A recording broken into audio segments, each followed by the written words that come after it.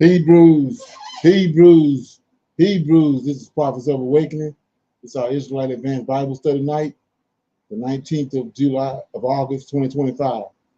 So we'll be dealing with tonight. I have a series of videos with different events that's going on. So I'm just going to do a little dialogue and connecting dots, and then we'll go over these. I'll play these videos and we'll go. Okay, you can go to our YouTube channel, The Prophets of Awakening. Check out our videos. We have over 1,000 or so videos that you can look at, check them out, get the meat out. All these videos will lead you to the truth of the Holy Scriptures. And if you like what you're hearing and receiving, I'm asking you to like, share, and subscribe to the channel. Okay, we have our Cash App at the bottom of the screen for those that want to support the channel and help it move along. That too would be greatly appreciated. Okay, this is a non-Messianic channel. For those that don't know, we deal with the Tanakh and the Torah. Tanakh being the Old Testament, so-called Book of Remembrance, and the Torah is the first 5 books of the Old Testament that was given to Moses by our Savior and our Redeemer, the Lord of Hosts. This channel was created to aid and assist all Hebrews who are waking up in these last days to their true identity and to understanding who their Savior truly is. Shalom and welcome to the channel, and welcome to our Israelite Advanced Bible Study. Okay, we're going to do our normal, which is a moment of silence, prayer, the Psalms. We have some current events, some need-to-know information. Then we open it up to anybody with any questions, comments, testimony, dialogue. Then, like I said, our topic for discussion. We have a series of topics that we're going to bring up and then get some feedback, and then we'll break them down. Then we'll pick a scripture, break that scripture down, and then we'll close out. Okay? The moment of silence is for the Lord of Hosts, and all of these doing to bring about our prophesied deliverance in these last days. O Lord, righteousness and uprightness belong unto thee. Therefore we come before thee at this hour, seeking thy face, and looking for righteousness and uprightness, that we may walk before thee as thy servants David, Solomon, Samuel, Hezekiah, Jeremiah did. For we desire to walk after thee, O Lord, to keep your commandments, your testimony, and your statutes with all our heart and soul, to perform the words of this covenant that was written down by your prophets. O Lord, allow thy face to shine upon thy people. Hear our plea, hear and do, O Lord, and hide not thy face from us any longer, for we need you so very much at this hour. Peace be unto you. Okay? Read the song. Okay?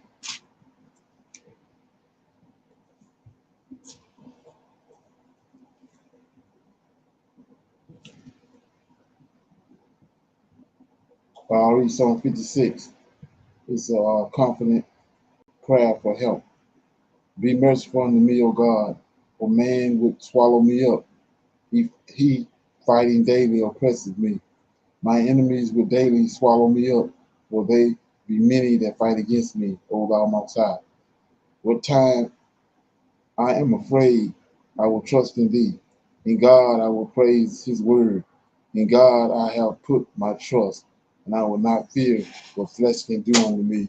Every day they rest my words, all their thoughts are against me for evil. They gather themselves together, they hide themselves, they mark my steps when they wait for my soul. Shall they escape thy iniquity? In thine anger cast down the people, God.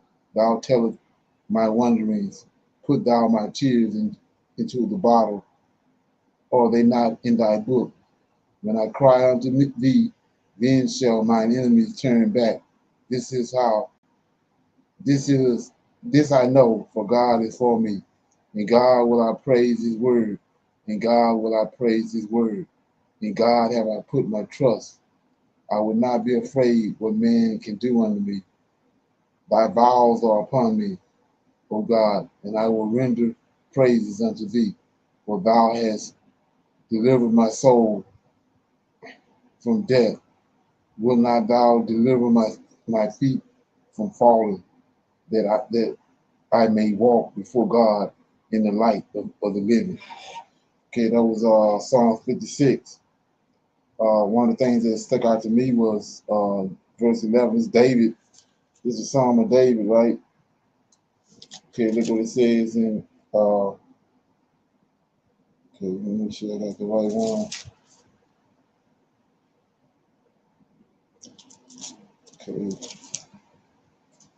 Okay, yeah, it says in verse 11, verse 11, Psalm 56. In God have I put my trust. David talking.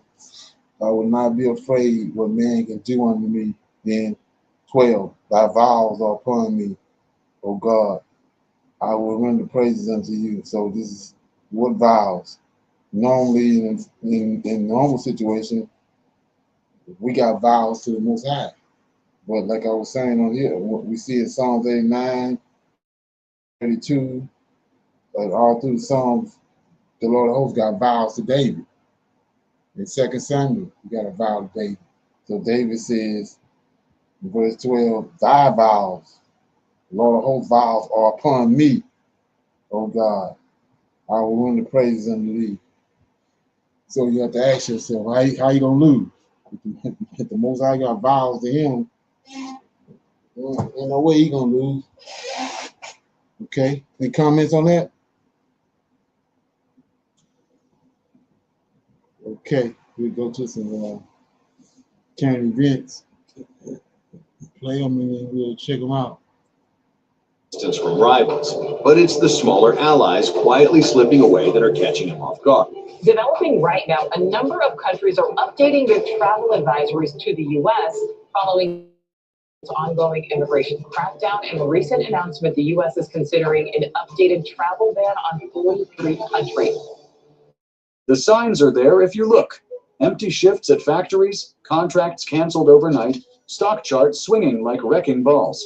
Canada's new trade alliances are quietly rewriting the rules of the game, leaving America's giants suddenly vulnerable. This isn't a headline about policy. It's the opening act of a storm that could gut entire communities. Workers, farmers, truckers, everyone tied to cross-border commerce stand on uncertain ground. The system we thought unshakable is trembling. The only thing no one can answer yet: how close is the fall? Number 7. Walmart, the retail empire watching its northern kingdom crumble. The dominoes start falling with America's retail giant. Walk through Walmart's massive distribution centers that line the Canadian border. Warehouses stretching beyond the horizon like industrial cities. Conveyor systems that could move entire populations' worth of goods in a single day. Loading docks where trucks line up like steel dominoes, waiting to carry American products into Canadian markets that seemed as reliable as sunrise. Walmart turned this cross-border infrastructure into a retail empire that redefined North American commerce. 47 distribution facilities optimized specifically for Canadian delivery routes. 18,000 employees whose paychecks depend entirely on American goods across that invisible line, separating two nations. Annual Canadian revenue, $3.8 billion. That's not quarterly pocket change. That's the difference between growth and corporate stagnation for a company already fighting Amazon's digital dominance and changing consumer behaviors that threaten traditional retail models across every market segment. But Canada's new partnerships with 11 nations are about to rewrite the entire retail game with surgical precision. South Korean electronics manufacturers can now ship directly to Canadian retailers without American distribution networks taking their cut. Japanese consumer goods bypass Walmart's warehouses entirely through streamlined Pacific shipping routes. Australian agricultural products skip American processing facilities and transportation systems, flowing directly to Canadian shelves. Walmart's competitive advantage, geographic proximity, and established infrastructure is evaporating like steam in winter air. Internal documents leaked to industry publications paint a picture that should terrify shareholders monitoring quarterly reports. Canadian market penetration down 34% in preliminary projections that assume. Why choose the Sleep Number Smart Bed? Can it keep me warm when I'm... Partnership implementation. Distribution center consolidation under emergency review as facility utilization rates plummet. workforce transition scenarios being prepared for northern facilities that might not generate enough throughput to justify continued operations. This isn't corporate speculation about future market conditions that might develop over time. This is happening right now, while Walmart executives calculate whether decades of infrastructure investment might become worthless overnight as Canada's partnerships mature. The company's stock volatility tells the story in real time with brutal mathematical precision. Daily swings of 7 to 9% as investors desperately try to calculate the value of a continental retail giant that might lose access to 1/3 of the continent within 18 months. Wall Street analysts whisper about fundamental restructuring scenarios that could reshape American retail geography. But here's the deeper cut that keeps Walmart executives awake at night, staring at spreadsheets that no longer make sense. When you build an entire supply chain ecosystem around one critical relationship, and that relationship fractures due to forces beyond your control, you don't just lose revenue streams that can be replaced elsewhere. You lose the machinery that generates those revenue streams. How do you retool 47 distribution centers for markets you never prepared for? How do you retrain 18,000 employees for supply chains that don't exist yet and might never exist? The mathematics are brutal in their simplicity. Every lost Canadian contract creates ripple effects that cascade backward through Walmart's entire American retail infrastructure. Agricultural superpowers with production capabilities that rival American output now have preferred access to Canadian markets through partnership agreements that prioritize their products over American alternatives. Australian wheat can now enter Canadian markets with a 16% price advantage over American grain due to preferential trade terms. Brazilian soybeans qualify for expedited processing that American products must wait weeks to receive through traditional channels that suddenly seem obsolete. But here's where the agricultural dominoes really accelerate their collapse across American farming regions. Cargill's infrastructure depends on volume consistency that assumes predictable Canadian demand. Grain elevators need constant flow to maintain profitability ratios. Processing facilities require steady supply streams to sustain operational efficiency that justifies their existence. Technology analysts call it the great decoupling of continental digital infrastructure that could reshape global data flows. Microsoft stock volatility tells the story in real time with mathematical precision. Daily price swings of 8 to 11% as investors attempt to calculate the value of a continental technology giant that might lose access to half the continent's digital traffic within 2 years. The ripple effects extend beyond corporate data centers into American technological communities. Software engineers who specialized in Canadian data systems face potential obsolescence as alternative networks mature. Data center technicians across the northern border regions watch their facilities become less critical to continental operations. Okay, any comments on that?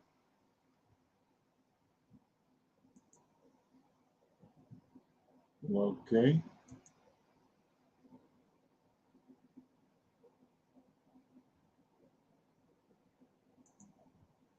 Cost of living here in the United States is really getting out of hand.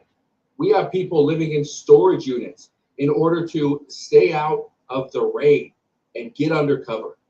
We have people digging garbage out of bins in order to find stuff to eat.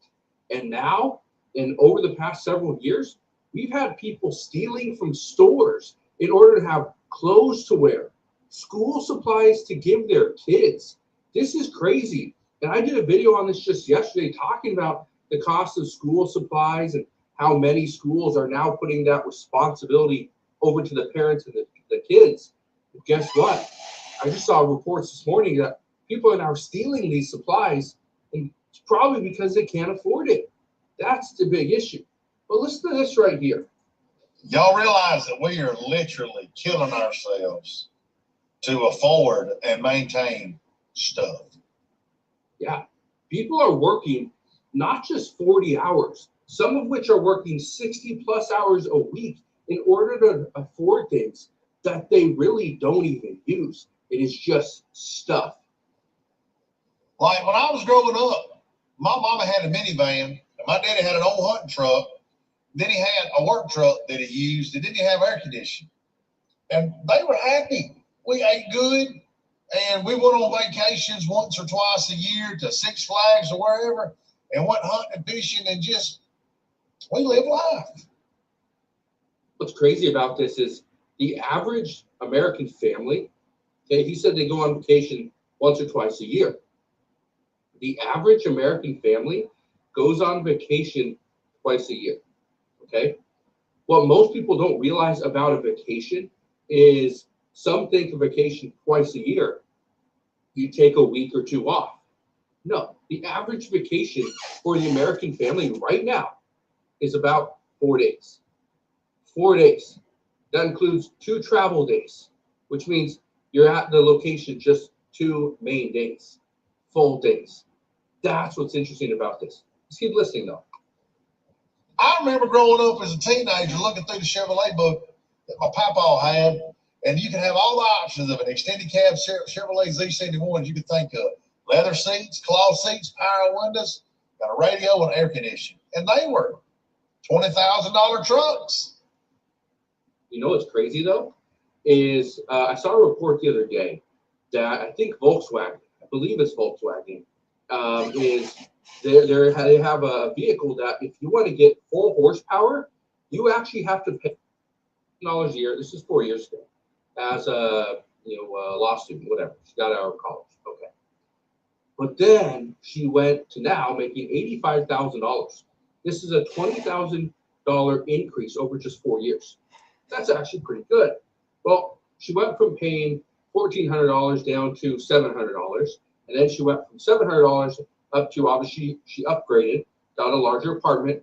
Now she's paying what, $900, $950? Okay, so she saw her wages go up, and so she decided she was going to get something nicer or bigger. It's about $200 to $250 more a month. Okay, she doesn't talk about her car payment if she has one. She doesn't talk about the other luxuries, but this is the issue. We are seeing prices go up everywhere. So now might not be the time to upgrade your lifestyle. Now might be the time to actually downgrade. Say, sock it away somewhere. And then when it's time, when prices are a little more stable, then we take that money and we put it into a new car. We upgrade our house because prices have come down or interest rates are lower. Maybe she can purchase. But this is where things are interesting. Millions of people are struggling right now, whether it's physically, mentally, emotionally, they are struggling. But you don't have to, okay? You just need to make sure that you get your finances under control. The majority of people right now working 35 to 40 hours a week cannot afford their lifestyle. I was reading a report just the other day. It says that for a 2-income household, you cannot get by on 40 hours a week, for each person. No, you need about 44 hours. That means an additional 8 hours per week. 8 hours per week. Let's say you both make $20 an hour. That means $160 per week in extra money that you're making. Okay. Any comments on that? Okay, got some need to know information right here. Okay. You're not just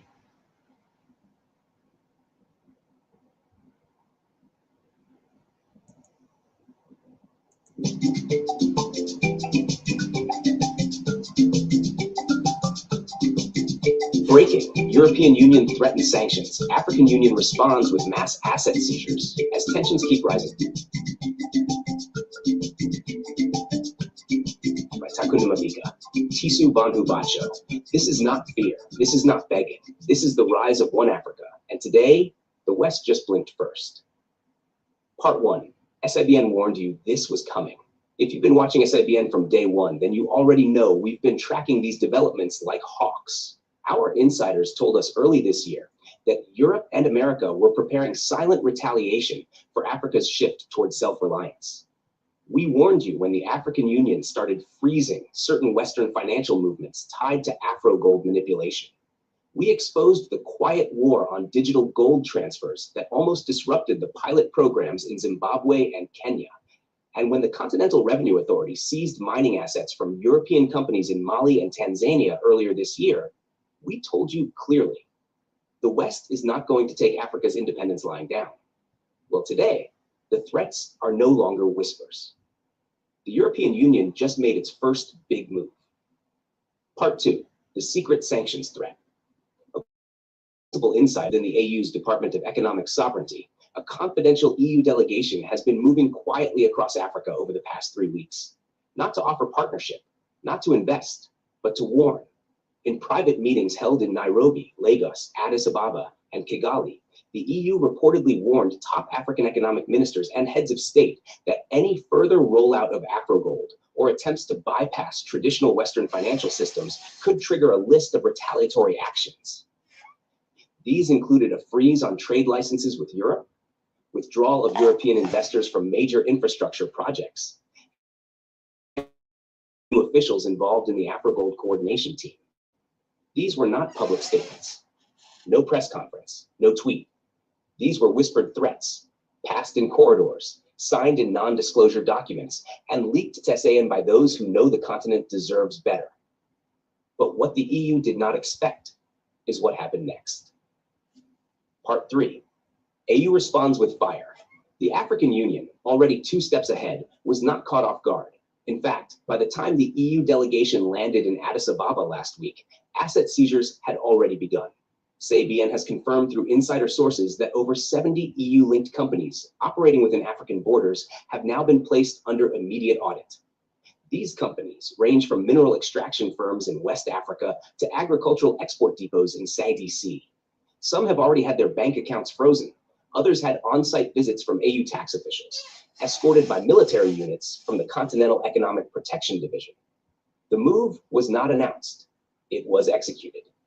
In Rwanda, a logistics center tied to a French firm mysteriously shut its doors with trucks unable to move. In Senegal, one of the EU's fisheries monitoring stations was seized and handed to local maritime authorities. In Namibia, 2 European-owned diamond transit warehouses have been sealed by AU regulators. This is not protest. This is strategy. Part 4, the legal hammer, Afrogold Law 3.4. All of this is legally supported by the new Afrogold Economic Integrity Law, Clause 3.4. This law, which went into effect as part of the 2025 Addis Security Convention, mandates that all international companies operating within Africa must declare in-continent gold reserves if they wish to transact above 5 million Afrogold units. They must also migrate their payment systems to Afrogold-compatible rails and agree to share tax and audit data with the newly established Continental Treasury Authority. Change. Let's make one thing clear. This war is not about paper. It's about dignity. This is about the young African entrepreneur in Uganda who wants to sell an invention without waiting for PayPal to approve his account. This is about the farmer in Lesotho whose produce should be priced in value, not in borrowed dollars. It's about the African child who must grow up in a world where her passport is respected, her currency is stable, and her future is not dictated from Brussels or London. And you, the viewer, are part of that story. If we don't report this, if we don't share this, if we don't push it into the algorithm, then YouTube won't show this truth to the world. Are you fed up? Okay, any comments on that? Okay, we'll open it up for some need to know information. Anybody have any, we'll open it up for questions, comments, dialogue. Anybody have anything they want to talk about that came across? Questions? Shalom, everyone. Okay. Yes, sir. In Deuteronomy 28, in speaking of the curse and the punishment, are there 2 different things as a punishment or a curse, or the curse and the punishment within the curse? You got verses 1 through 15 is blessings. And then from 16 to 68 is curses. So blessings, he tell you if they do good, this is what's going to happen to you in verses 1 through 14. And if you don't do good, you don't do right, don't keep his commandments, 16 to 68 is going to happen. And we didn't do right, so the curse is on us right now. The curse is that's in Deuteronomy 28, starting at verse 16. Yes, sir. So verse 48, I was kind of like going over that one. It says, "Therefore shalt thou serve thy enemy, which the Lord shall send against thee, in hunger and in thirst and in nakedness and in want, in all things he shall put a yoke of iron upon thy neck until he have destroyed thee." That means the spirit within the person gets destroyed, not the physical body, but the spirit. Is that what it's about? It's the blessing. The blessing told. It's got a prophecy saying that he was going to take away our identity. So that's what he's talking about. They brought us over here and changed, and brought us over here. Then we lost our identity. They put a yoke of iron around our neck, abused us, told us lies about our history, and now we don't know who we are.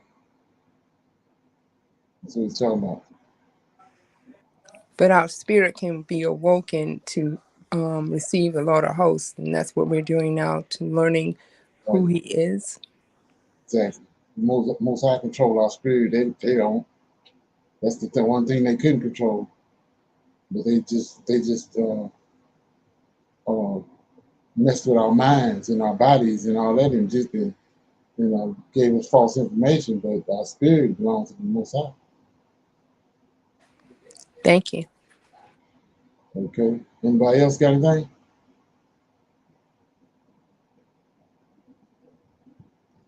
Okay. Anybody else have anything on there? We want to go to. Yeah, I was telling you about 2026. What all of these people doing.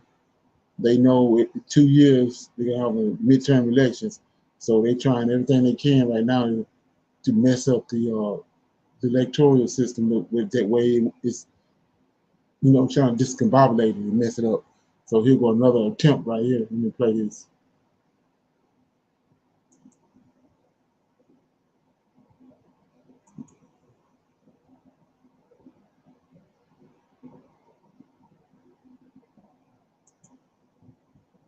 In the state.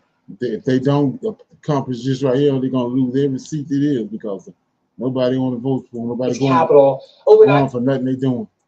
throughout the morning. Texas State Representative Nicole Collier has been on the House floor as she refuses to sign what some are calling a permission slip. Yeah, this slip is a document that allows Texas Democrats to come and go as they please from the House floor, as long as they agree to be monitored 24/7 by troopers from the Department of Public Safety. Our Yami Raheen joins us now just outside the state's capital with the very latest on Representative Collier. Yami, you got a chance to hear from her a little while ago. What'd she have to say? Yes, we did. Well, she says she's ready to stay there as long as she needs to. She said she did not feel that she needed to sign a permission slip, that it went against her dignity as a human being to sign this permission slip, allowing DPS troopers to follow her until they finally take a vote on those redistricting maps. The final map that the Republicans are proposing actually came out not too long ago. I believe it was yesterday. So as long as they haven't voted, they will have to have these troopers. And she spent the entire night in there. There were some protesters outside. I think we've shown everyone, they were chanting to let her go, let her go. And at the point where the Capitol closed and they did not want to leave, that's when some of them were arrested. We did speak to her earlier today, and this is why she says she will stay inside those chambers. So when I heard that, I just said, "That's it. I'm tired of this. I've had enough." And it's an invasion of. It violates my dignity as a human being. Now, we did ask her also. I asked her, "Who are you blaming for this?" Well, she chose to stay there. She had the right to sign or not sign, and then she would have to travel with a trooper. But she said they. When I asked they, she said the governor, She said yes. And then we asked Burrows, the Speaker of the House, and she said yes. I also asked her, for her family. She's already been gone for 2 weeks. She has 3 grown daughters. She said all they asked for was to be able to see their mom. So they're checking on her with that live feed that she has up right now. And she hasn't been alone all night. She's been in there with the chair of the Democrats caucus, Jean Wu of Houston, and also other representatives that keep coming and going, bringing her food, bringing her water, and she is allowed to leave with the trooper when she has to go to the restroom. Yami, I know this is kind of fluid, and you've been working this all night long and just got to Austin, but so forgive not giving you a heads up on this. But do we know when the vote is, and how long is she prepared to sit there in the House? It's supposed to take place later this week. Now, as long as she needs to. She did not seem like she was ready to go today when I spoke with her, but also bringing it back home to San Antonio. We still have 3 legislators who did not walk through those doors yesterday. There's still warrants out for their arrest, even though they're civil. They still have warrants out for their arrest. It remains to be seen if all 3 will come back to Austin and walk into the chamber.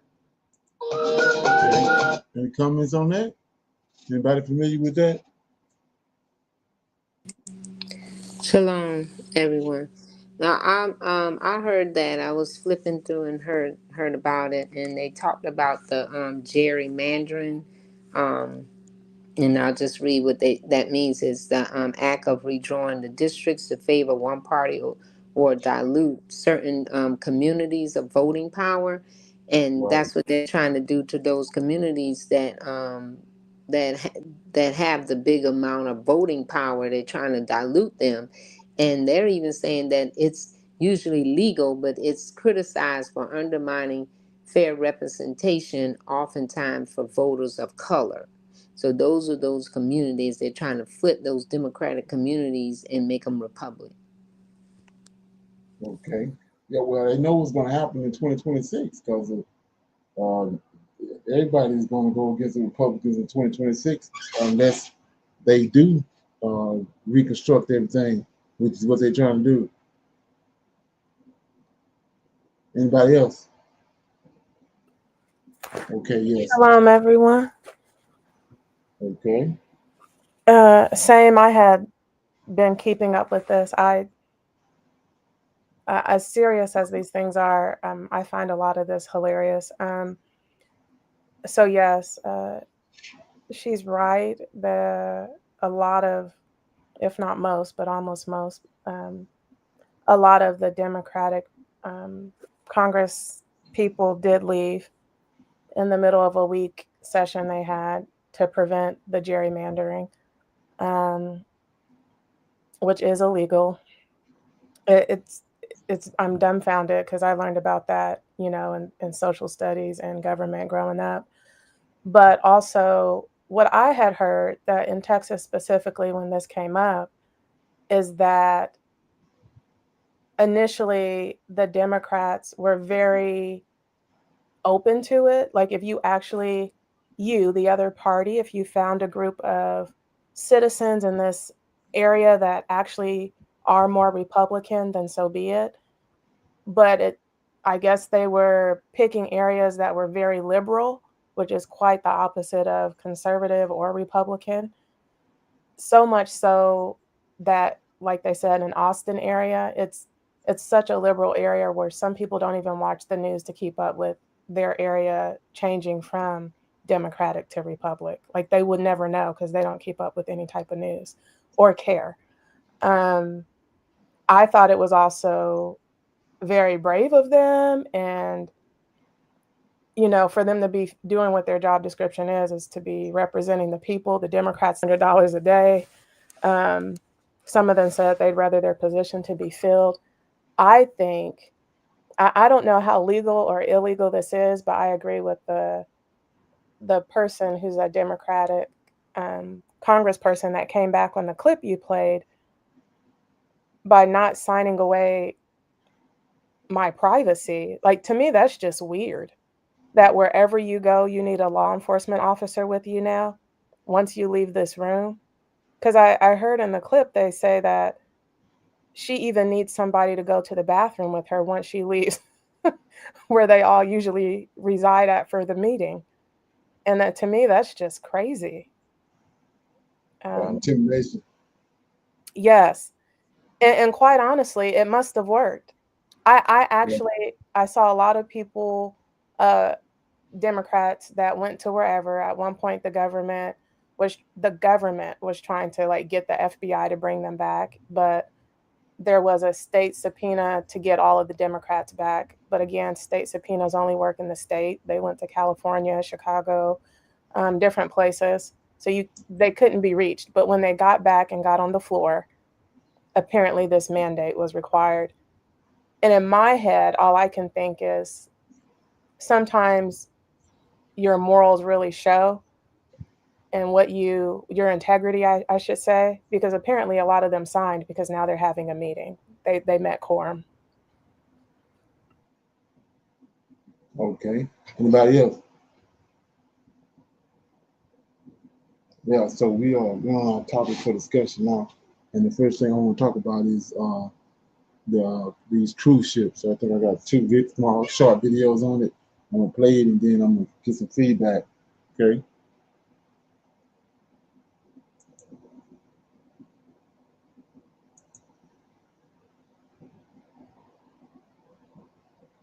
It's a wonderful time because all of the prophecies, everything that the Most High said will happen, is happening before our very eyes. The dry bones are waking up, and the message about who the real children of Israel are is being spread throughout the four corners of the world. One of the ways that the Most High said that he would gather the children of Israel would be through the use of ships. What kind of ships? Well, you can imagine if millions of Israelites are going to be gathered into one place, you're going to need mass transportation. Now, trains cannot go over water. Planes are limited to a capacity of a few hundred people. But boats can carry 5, 6, 7,000 people at a time. There is no better way to bring most of the people together than through the use of very large ships. What kind of ships? Cruise ships. And we see that this is beginning to manifest right before our eyes. Here's the latest cruise ship passenger news, this time coming from the heart of New York City. The homeless situation here is out of control, as is the influx of new immigrants. The mayor of New York, Eric Adams, met with the CEO of Norwegian Cruise Lines, Frank Del Rio, to try to come up with a project that might put these individuals and their families on cruise ships. Isaiah 60, verse 9. Surely the isles shall wait for me, and the ships of Tarshish first, to bring thy sons from far, their silver and their gold with them, unto the name of the Most High, thy mighty one, and to the Holy One of Israel, because he hath glorified me. Here, the Most High is telling us that he's going to use ships to bring home the children of Israel. Where we see the ships of Tarshish, Tarshish refers to the sea. It means the ships of the sea shall bring thy sons from far. And in an exclusive interview, Mayor Adams telling CBS2 that cruise ships could be a potential solution to the housing crisis. The mayor revealed that plan during an interview on CBS 2's new political talk show, The Point, with Marsha Kramer. And Marsha joins us now with the exclusive. Cruise ships, huh? Cruise ships, Jessica and Maurice, but New York City was not the first to think about cruise ships. In this article, dated in December of 2019, we read, California official floats a new idea: house homeless on a cruise ship. If cruise ships could be used as emergency housing in natural disasters, maybe they could be used to help in Oakland's emergency homelessness. Oakland, California was thinking about using cruise ships as early as 2019 for temporary housing.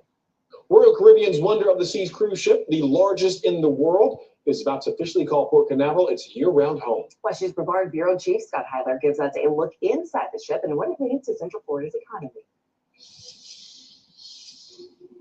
Wonder of the Seas, Royal Caribbean's flagship, can accommodate nearly 7,000 passengers with 18 decks standing 16 stories high. The cruise line banking on the appeal of the sheer number of options for food, for drink, for entertainment, essentially a more is more approach. These cruise ships are massive. They can hold a tremendous amount of people. They are like floating hotels, hotels that permanently reside underwater. Well, the Most High needs to devise ways and means to get the children of Israel back home. He needs to make highways. Let's go to Isaiah 11, verse 16. And there shall be an highway for the remnant of his people, which shall be left from Assyria, like as it was to Israel in the day that he came up out of the land of Egypt. The Most High will make a highway as it was in the day that he came up out of the land of Egypt. How did we come up out of the land of Egypt? Let's go to Exodus 14, verse 15. And the Most High said unto Moses, Wherefore criest thou unto me? Speak unto the children of Israel, that they go forward. But lift thou up thy rod, and stretch out thine hand over the sea, and divide it. And the children of Israel shall go on dry land through the midst of the sea. The children of Israel shall go on dry ground through the midst of the sea. The children of Israel went through the sea. The first time around, we went on dry ground. This time around, we're going to go through the midst of the sea again, but this time in ships. And on that ship, there are more than 40 places to eat and drink, family dedicated areas, an area just for teens, and adult dedicated zones. There's also an open air section in the ship's interior called Central Park with high-end restaurants. Feels like you're miles on shore. Cities in Europe have already begun to use cruise ships. Let's go to this article. What happens when you house more than 1,000 refugees on a cruise ship? We read, the idea of a wealthy city putting displaced people on boats feels off-putting, like a tacit admission that it's unwilling to make room for them on land. But the officials who managed the Rotterdam Charter and even refugee rights advocates who witnessed it told me that the cruise ship was a surprisingly effective short-term solution, with a few caveats. Further down we read, so when the port city of Rotterdam received notice in late March that thousands of Ukrainian refugees were arriving imminently, officials had to find a lot of new beds, and quickly. Aides to Rotterdam Mayor Ahmed Abutaleb, a Muslim immigrant and social democrat, saw an opportunity in the Volendam. Holland America's 781-foot-long 9-deck cruise ship that was conveniently empty and ported in Rotterdam with room for 1,500 passengers, not including crew. The Seattle-based cruise company quickly agreed to a 6-month charter, and just days later, the buses arrived, mostly women and children with suitcases in tow. Elmer Jones, Abu Talib's chief of staff, was put in charge of the frantic operation. In 1 minute, I went from the manager of the mayor's office to the manager of the Volendam, she said. Cities, again, are beginning to use cruise ships for temporary housing all over the world. Let's go back to New York and let's look at this article. New York City Mayor Eric Adams is finalizing a deal to use a Norwegian cruise ship as a migrant processing and housing center. City says luxury liner is cheaper alternative to tent shelters. A surge of migrants living in New York City could find themselves living in a massive Norwegian cruise ship, as Mayor Eric Adams is tipped to finalize a deal with the cruise line. About 15,500 migrants have made their way to New York, according to City Hall estimates, with Adams predicting a swell of 75,000, which would strain the shelter system to a breaking point. It is believed that migrants living on board the ship would be allowed to move freely. Isaiah 49 and 22. Thus saith the mighty Father, Behold, I will lift up mine hand to the Gentiles, and set up my standard to the people. And they shall bring thy sons in their arms, and thy daughters shall be carried upon their shoulders. The Gentiles built these ships to make a lot of money, but the Most High will make them use these same ships to bring the children of Israel home without cost. Cruise ships, huh? Cruise ships, Jessica and Maurice, but it's certainly not going to be called the Love Boat or the Good Ship Lollipop for that matter. And Mayor Adams says the city intends to honor its commitment to provide shelter to all who need it, and a boat might just fit the bill. Canada, and New England. And this is only the beginning. Cities all over Europe and the United States that do not normally cater to these very large cruise ships will begin to implement plans to have these ships dock at their ports. Isaiah 43, verse 6. I will say to the north, give up, and to the south, keep not back. Bring my sons from far, and my daughters from the ends of the earth. We read, I will say to the south, keep not back. I will say to the north, give my children up. That's because everybody will be going from the northern parts of the world into the southern parts of the world. We will be moving away from the United States, Canada, and Europe, away from the so-called Western world, away from the land of our captivity, into the lands that the Most High has set aside for us. This is all part of the Most High's plans. Eventually, these same ships will be used to carry the children of Israel to a land of their own, to establish the kingdom of Israel. Jeremiah 50, verses 4 and 5. In those days and in that time, saith the Father, the children of Israel shall come, they and the children of Judah together, going and weeping. They shall go and seek the Father, their mighty one. They shall ask the way to Zion with their faces thitherward, saying, Come and let us join ourselves to the Father in a perpetual covenant that shall not be forgotten. In verse 5, we read, They shall ask the way to Zion. They shall ask the way to Zion because they don't know where Zion is. We know where the ancient land of Israel is in the so-called Middle East today. The prophet is not talking about that land, or else it would not be a mystery today. We read, they shall ask the way to Zion. This is an ongoing search. Some people think it is in Africa. Other people think it is in the Americas. But clearly, we will ask the way to Zion. Clearly, there will be a search. And when Zion is found, then we will set our sights on going to Zion. These ships will be there to serve us.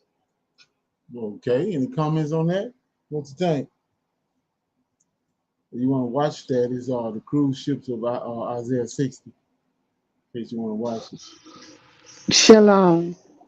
So they're saying right now there is no place here on earth named Zion. So we have to ask, wait till it arrives. Is it somewhere desolate or something? What was he saying? I'm not Talking about understanding. the Israelites. The Israelites going to ask the way to Zion. How would that Okay. be? Nowhere is there. I think, but Israel, the Israelites don't know where it's at. They're going to ask their way to Zion. So so we should ask the Lord of hosts, where is where's Zion?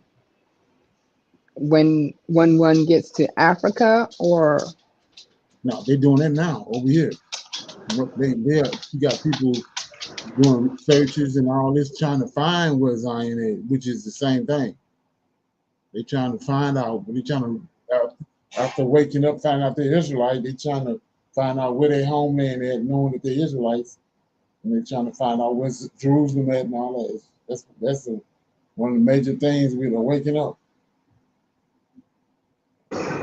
Shalom. And when those young ladies were mentioning about the cruise ships and they were speaking on how um, California was thinking back in 2019 far as where the homeless should be temporarily placed, and they were saying on the cruise ship, um, they're still thinking of that's just what they were mentioning that then, or they're thinking of that now.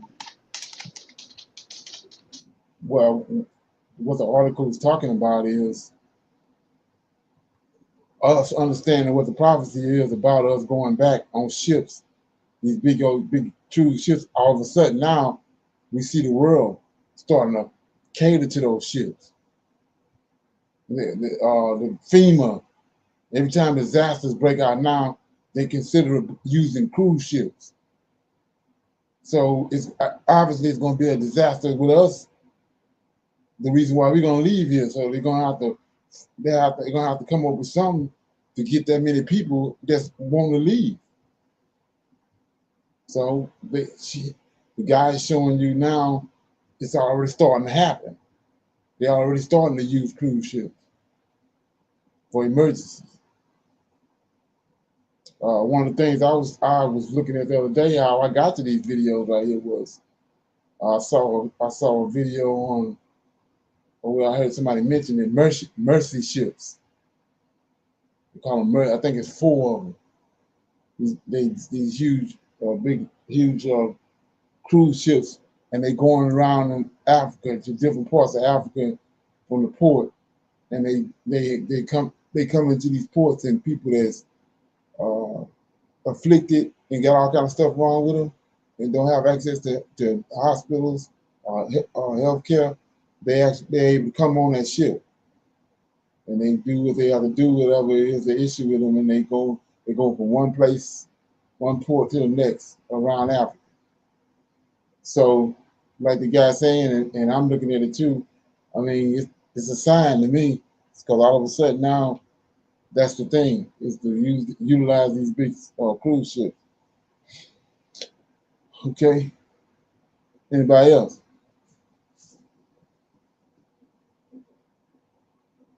Let me go another one right here. This is we want to play it and then we'll talk about it. If anybody have any comments.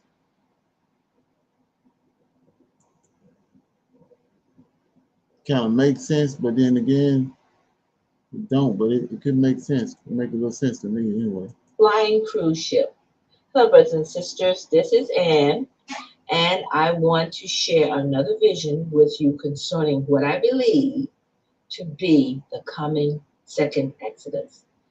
As I said in my previous video, I have had many dreams where the children of Israel and the other children of God are on a cruise ship. I have known about the second Exodus since around 2015. I have done a lot of studying on the true location of Jerusalem and the Holy Land. Also, the Most High has given me many confirming dreams and visions on the true location of Jerusalem.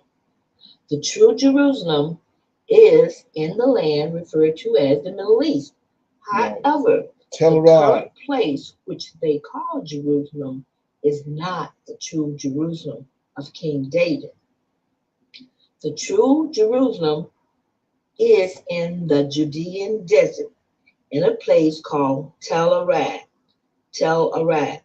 I am very well aware that many people believe that South Africa is the Holy Land of the Bible.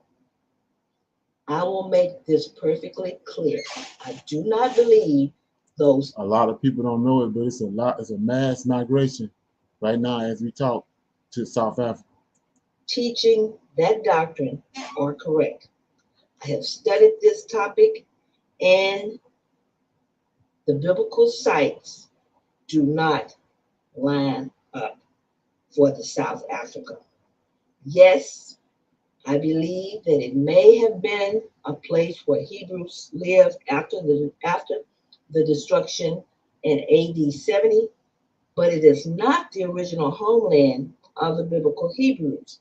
Some people say that it is the place where the Garden of Eden is.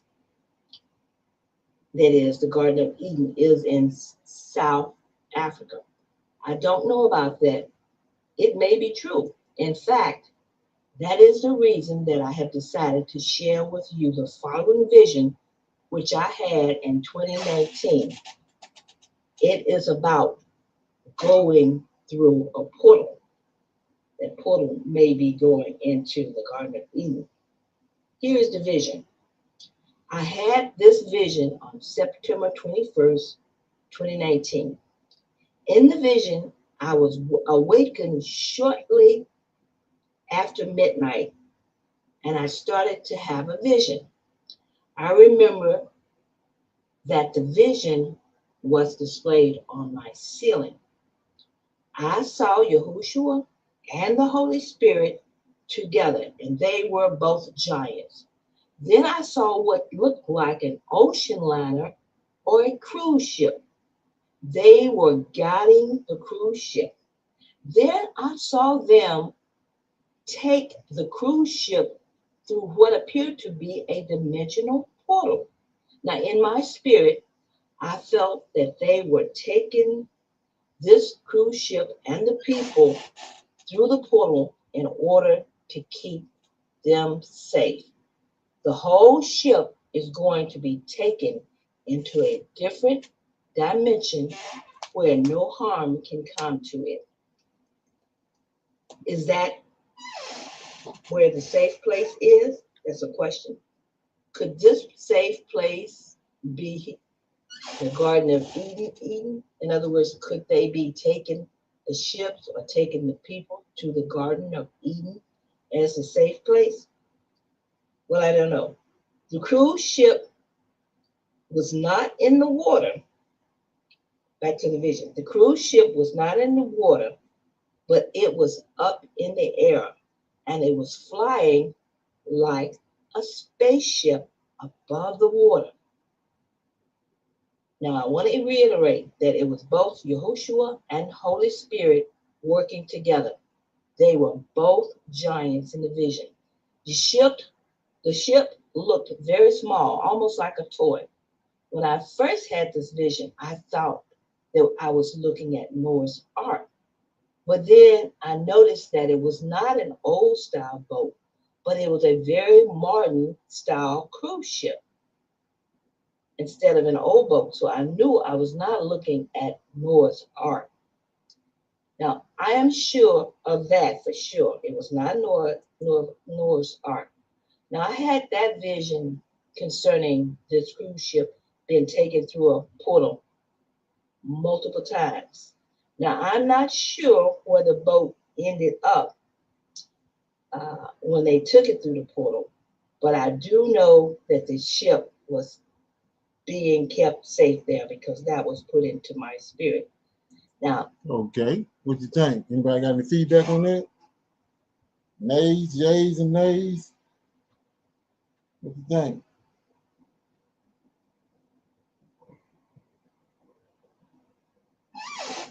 Okay.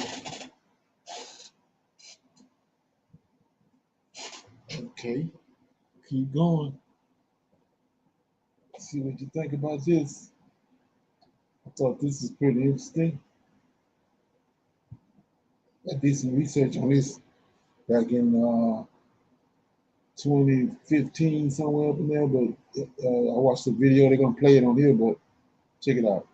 Hold on. I don't know how true this is. I seen this on X. So according to the Pentagon, African American aliens will be here in 2 weeks.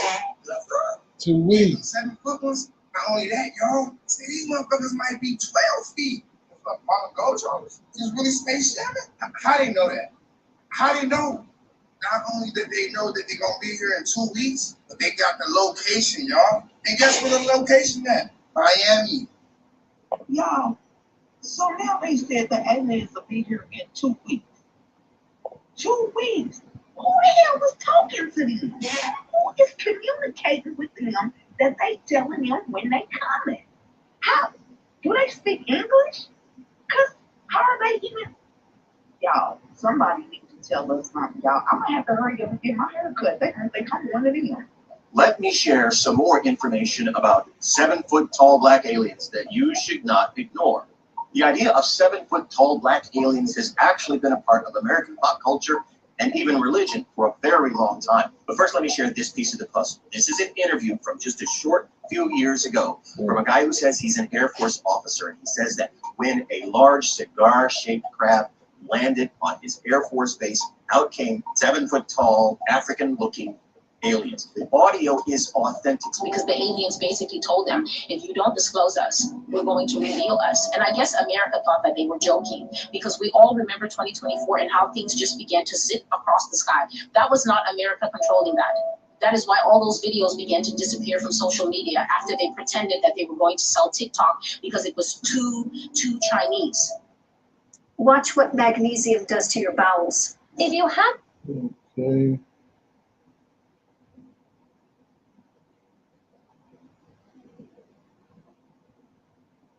Now, wait a minute, y'all.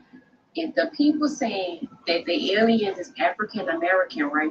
And I'm seeing multiple videos of everybody keep saying, why they coming to this country? Like, why they not going to any other country? Because they say they're African American, and then, for one, this our land. So where they gonna go? Where they gonna go? Where they gonna go? They going where they belong. Y'all, just put 2 and 2 together. Just put 2 and 2 together. This is our land. We've been here, always have. So what other country they going to? Hello, lovelies. Welcome back to this episode. Filthy creature. So who said that the aliens would be here in 2 weeks? It'd be about 7 foot tall, African. Somewhere between 14 miles long and, I don't know, 14 feet. I don't know, maybe 14 feet. It's a probe. It's tiny house of probes. No, I can neither confirm nor deny that any of these reports about the alien mothership are real. I'm just reporting what they're reporting. And by them, I mean, you know, like Harvard, CBS, shit like that. CIA, FBI, you know, NSA, all that shit. The Pentagon, the World Economic Forum, trilateral, shit like that. Anyway, alien mothership arriving 2 weeks. Okay. That's all. For entertainment purposes, all that is like. NASA scientist is saying that he saw a 7-foot-tall alien race that looked like African Americans on what he described to be getting off a mile-long spaceship. Let's talk about it. Now, this is all alleged, but I have seen some sources that has talked about this claim, and I honestly don't put anything past it because there's just nothing that I don't believe when it comes down to these extraterrestrials. And my first thought when I read that he saw this race that resembled Africans was the Anunnaki. Now, it was alleged to have been seen at some type of Air Force base, and he said it was hundreds of them, and they looked like a black race, and they were huge. And the Anunnaki were said to be so huge that they were like the Nephilim, which are fallen angels and giants. And he said they had an arrogant look of like conquerors that have never been conquered. I know that's right, aliens. Y'all better serve. But the theory of the Anunnaki's existence has been around for so many years, and they're actually talked about in so many different texts of different cultures around the world. The Anunnakis are said to be some type of extraterrestrial beings that has something to do with basically the existence of humankind. And it is said that they used to basically go back and help ancient civilizations and give them technology and basically tell them what to do and how to make these pyramids, or basically help them do this. Because if you think about it, I don't care what y'all say, there is no possible way that these Egyptians built these pyramids without some type of higher power. So you mean to tell me that these weak slaves, these weak people have built these thousands of pounds of tons and stacked them up and made these pyramids? There's no way. There's no way. The Anunnaki. Okay. Any feedback on that? Anybody heard anything about that? 2 weeks? What do you think? Shalom. No, I haven't heard anything about it. Although I remember, like I said on here about a month ago, I saw 2 of them. If they were that, I mean, they were really almost 8 feet tall. They were 7, 9, and they didn't smile or anything. They just answered the little boy's question, asking them how tall they were, and that was it. Shalom. Okay. Anybody else? Shalom. I don't know. My question is, how do they know about 2 weeks? And I mean, and how do they know? I mean, they have to communicate with someone or to find out where they are now to say their travel is going to be in 2 weeks. That's what they say. They communicate with them. Sir? They communicate with them. They say they're going to be in 2 weeks. So the video, according to the video. Okay. Anybody else? Okay. So here we go. We keep going. These next 2 videos was pretty much, I thought were pretty interesting. Me myself. Check this out. Imagine waking up tomorrow and every black and brown And this is going to happen. person in America is just gone. No warning, no explanation, just poof, gone. The workforce, the culture, the communities, the contributions, just all erased overnight. What would happen to America? Would it thrive, like some racists claim, or would it collapse under its own weight? Let's talk about it. Black and brown workers make up nearly half of America's essential workforce. Nurses, teachers, farm workers, truck drivers, construction workers, delivery drivers, just gone. The $3 trillion that black and brown consumers contribute to the economy vanished. Small businesses, over 30% of them are minority owned. That means empty storefronts, lost jobs, and neighborhoods turned into ghost towns. We know for a fact that the U.S. relies on immigrant labor in historically oppressed communities to do the work that it doesn't want to acknowledge. Without black and brown people, who's going to keep things running? Who's going to make America cool? Let's be real. American culture is black and brown culture. Hip hop, gone. Latin music, gone. Fashion, slang, food, art, all gone. The NBA, the NFL, boxing, decimated. No more Serena Williams, no more Patrick Mahomes, no more Jalen Hurts, no more LeBron, no more Messi, no more Usain Bolt. You're watching a golf tournament in silence now. Black culture alone generates billions for corporations, but those same corporations fight against black empowerment. Imagine them trying to profit off America, but they have nothing but bland corporate branding and country music. But we created that too. 1 in 5 doctors, 1 in 4 nurses, 1 in 3 home health aides are black or brown. Who's going to take care of America's aging population? The agriculture. They were burned out. Tulsa, Rosewood, Wilmington. It'd be more than a country without culture and the relationships that you've built. No advanced medicine, no modern transportation, no working electricity, no technological advancements, no cultural influence, no innovation. What would be left if we took away everything that we gave you?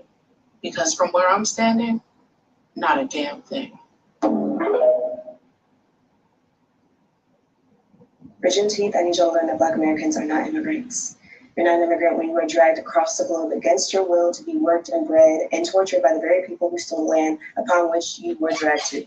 Okay? We didn't choose to vacation here. We didn't choose to flee here. We didn't choose any of this. That's the difference. A lot of y'all are immigrants, and God bless you for it, but that will never be Black Americans. We're forced to build up the places that a lot of your ancestors immigrated to, and to this day didn't get a stake in any of that. So before y'all run your mouths about Black Americans and our history in this country, make sure you're not spewing out garbage first. Because immigrants make this country what it is, but we are the building blocks, the very foundation. So unless you're Native American, you can't say nothing about that. I believe that we have what people believe, and I usually talk at the end of the video so that at least. Okay. Any comments on that? Shalom. Yes, what you said, they did something like that, posed that question in 2020, and they were saying like the prison population, the people in prison, there would be a small amount with the black and brown people would be gone. The police force, all these other things like you were saying, the hospitals, they would be dried up, just the certain ones, the ones who don't want to work for out in the fields, or the ones who don't have the imagination or the, want to go forward and make things happen. This whole United States would be just amongst the people that don't know. They don't know what to do. Okay. Anybody else? Okay, let me get some of this over here. I wasn't even paying attention to this. Okay. Let's see what's over here.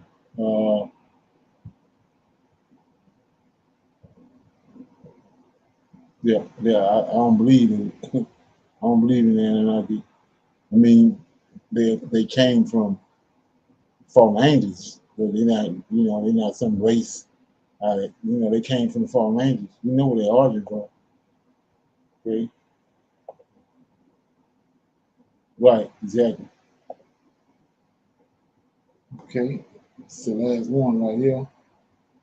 Well, tonight in our nation's capital, President Donald Trump, he says he plans to ask Congress to approve an extension of his D.C. police This is what I believe is coming real soon. This is what's going to bring the chaos. takeover. And now he plans to submit a crime bill to lawmakers.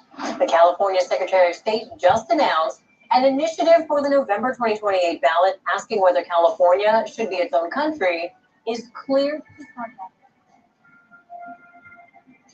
Washington is facing an unprecedented scenario. The map of the United States could be torn apart. Political fractures, economic discontent, and cultural divides are pushing a series of states dangerously close to the brink of secession. From Texas, with its ambition to restore the independent republic, to California and Alaska, where the idea of breaking away from the Union is increasingly discussed openly. The secessionist wave is quietly spreading with the potential to erupt into a political earthquake in the year 2025. Experts warn if even one state initiates a secession process, a chain reaction could trigger similar movements elsewhere, plunging the United States into its most severe constitutional crisis since the Civil War. Drinking warm water before bed improves eyesight almost.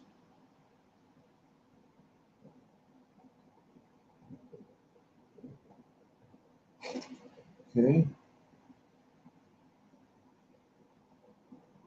Today, Inside the States will spotlight 7 states on the high-risk list places where the spirit of secession has gone beyond mere slogans and is closer than ever to turning into concrete action.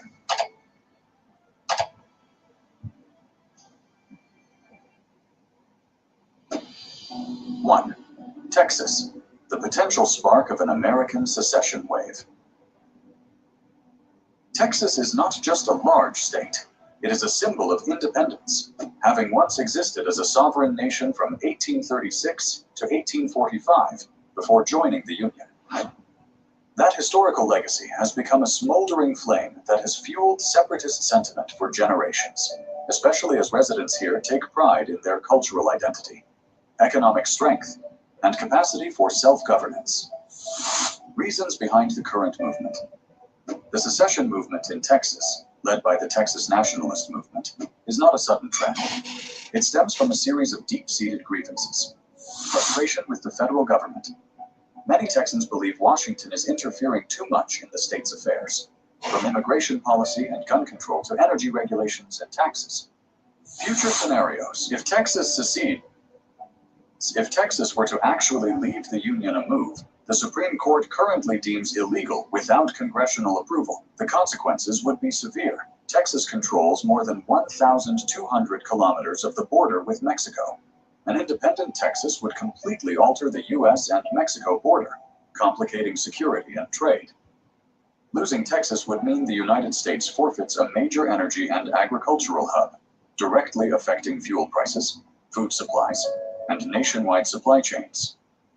Texas's success could inspire other states with secessionist movements, such as Alaska, California, or Florida, to follow suit, plunging the country into a deep constitutional crisis.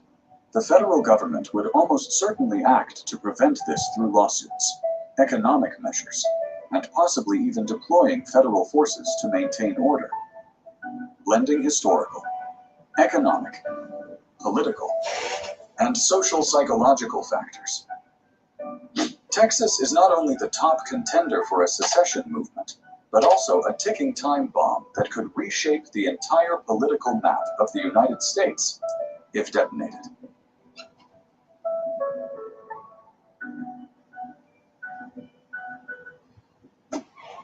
Two, California, the dreamed Pacific Republic.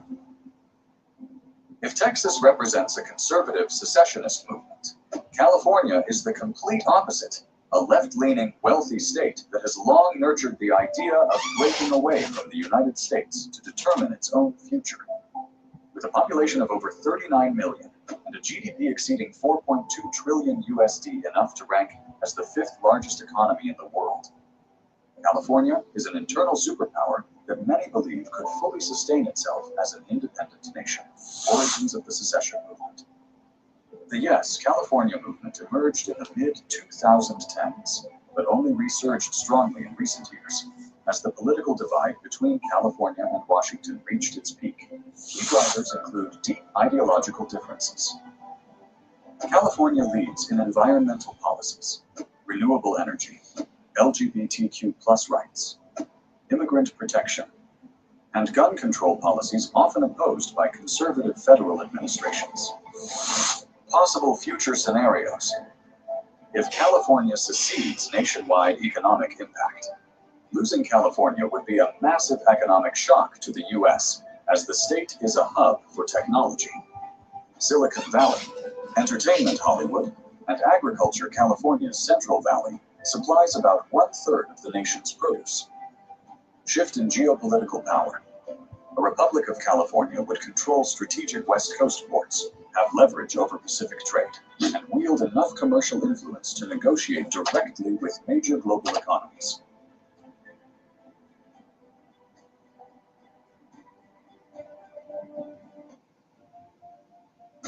Three, Oregon, Greater Idaho, and the rural-urban divorce. Unlike Texas or California, the secessionist movement in Oregon is not aimed at turning the state into an independent nation, but at redrawing the map of the United States, transferring all rural counties in eastern Oregon to join the state of Idaho. This is the Greater Idaho movement, and it lays bare the deep political and social fractures between conservative rural areas and liberal urban centers on the West Coast. Origins and causes of the movement. The movement stems from long-standing discontent among residents of Eastern Oregon, an overwhelmingly conservative region toward the state government in Salem, which is dominated by left-leaning policies from Portland and the coastal areas. The key grievances include strict gun control laws that rural residents see as infringing upon their constitutional rights, tough environmental regulations that impact agriculture, forestry, and mining, the pillars of the local economy. You look like this at 55. Thanks, I appreciate.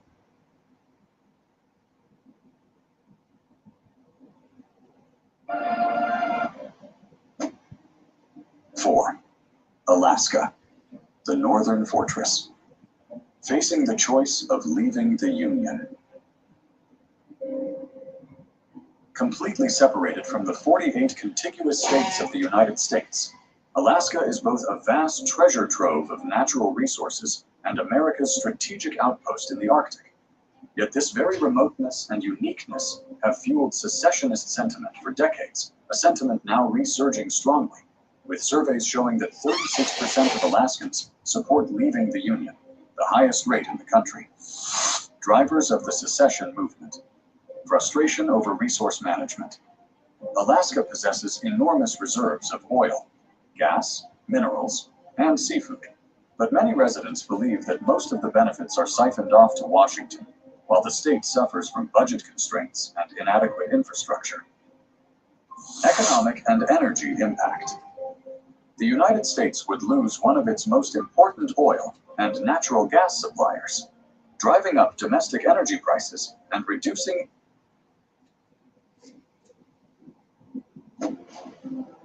Six, New York, a political epicenter, ready to erupt. This divide has fueled movements calling for New York City to become an independent administrative entity, or for the entire state to be split into several smaller states. Some extremist groups have even raised the possibility that if Washington continues to ignore demands for reform, New York might seek a special autonomous status, a stepping stone toward full secession.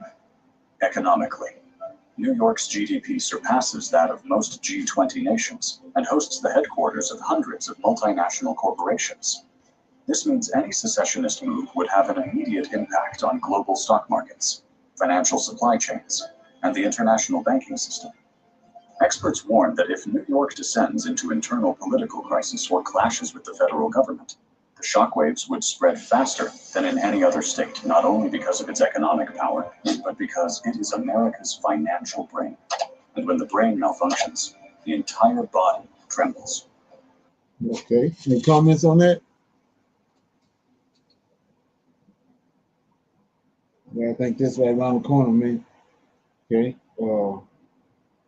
Yeah. So with that being said, if nobody have any comments, we're gonna pick a scripture out of I'll pick a scripture out and then we'll read that scripture and we'll break it down. Anybody got a scripture they want to read? We'll break it down.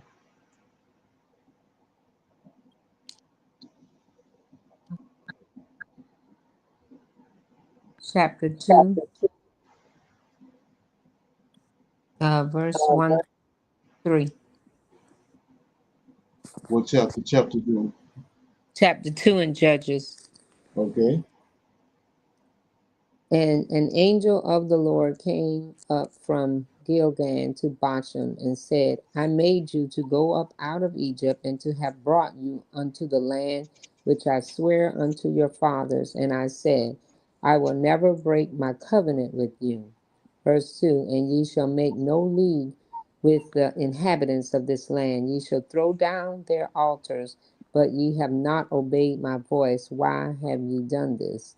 And the last one, verse 3, wherefore I also said, I will not drive them out from before you, but they shall be as thorns in your side, and their God shall be a snare unto you. That first verse, and an angel of the Lord came unto Gilgal. Which angel is that? It said the angel of the Lord, don't it? Excuse me, sir, say it again. Don't they say the angel of the Lord? No, it says, and an angel of the Lord. Okay.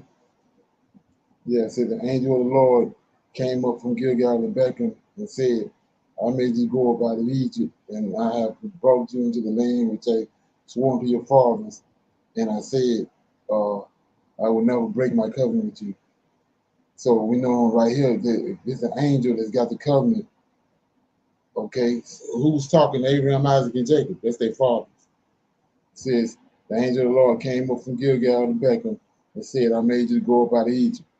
I have brought you into the land which I swore to your fathers, Abraham, Isaac, and Jacob. Who was talking to Abraham, Isaac, and Jacob? The Lord of hosts. Right. That's what it is. Okay, thank you. Shalom. Right. So with that being said, we're gonna close out. I'm gonna play this little clip and then we close out. Okay, let me get it.